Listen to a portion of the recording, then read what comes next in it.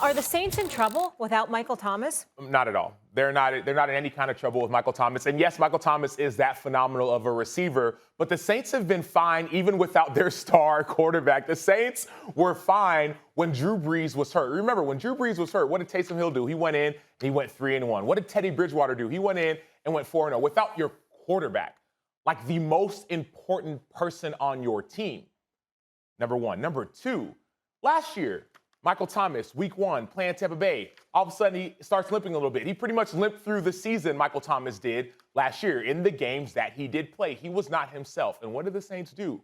They only won the division. They only went to the playoffs. They were fine even last year without Michael Thomas. And so, yes, phenomenal receiver. But when you have Sean Payton and the mind of Sean Payton can figure out how to win no matter who's on the field, whether Sean Payton is there or not, whether Alvin Kamara is there or not, whether your star quarterback for 20 years, Drew Brees, is there or not. And let's not forget, because we're talking about not just the offense or a player, but the entire team.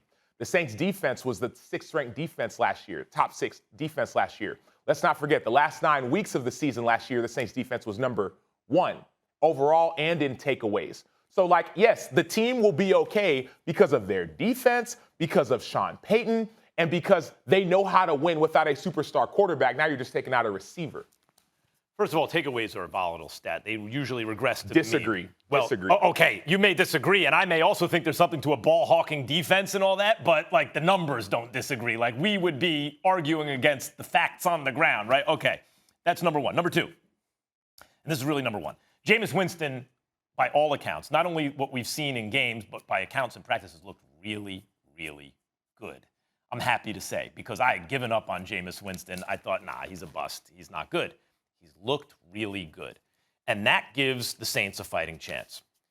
You're saying they have a fighting chance anyway, but there are 7 teams from each conference.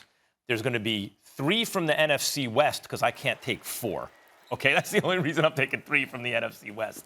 The Packers, the Bucks, 1 from the NFC East, because someone's got to win that division. That leaves 1 spot open. Bears, Vikings. There are other teams that are going to be competing with the Saints who will be competitive. They will be competitive. Losing a wideout, especially an elite wideout, let's not forget, not that long ago, the correct answer, meaning the answer that was easiest to defend, I might argue Julio Jones, someone else might argue someone else, but the easiest to defend with the evidence was actually Michael Thomas. He was actually the best objective case you can make for the best overall receiver in the NFL. That is not like losing a running back, where you can approximate that production behind a good offensive line. A special wideout is a different kind of beast in terms of the effect it has on your team. Ask Josh Allen and the Buffalo Bills, right?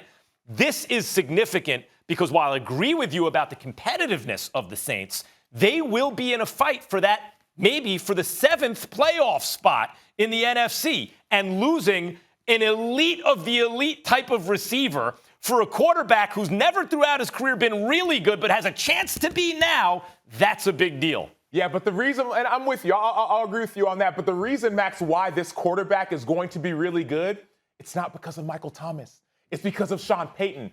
That's the reason. That's what we're seeing. Man, Jameis, is he going to make it? Is he not? All of a sudden, Jameis, he got LASIK. Jameis, he's with Sean Payton. Jameis is going to be the Jameis with 5,000 yards and 33 touchdowns and maybe only 10 or 12 interceptions as opposed to 30 because of Sean Payton.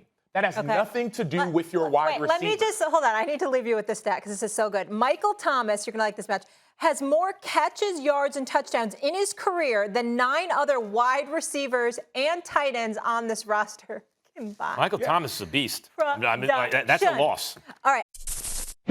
Thanks for watching ESPN on YouTube. For live streaming, sports, and premium content, subscribe to ESPN+.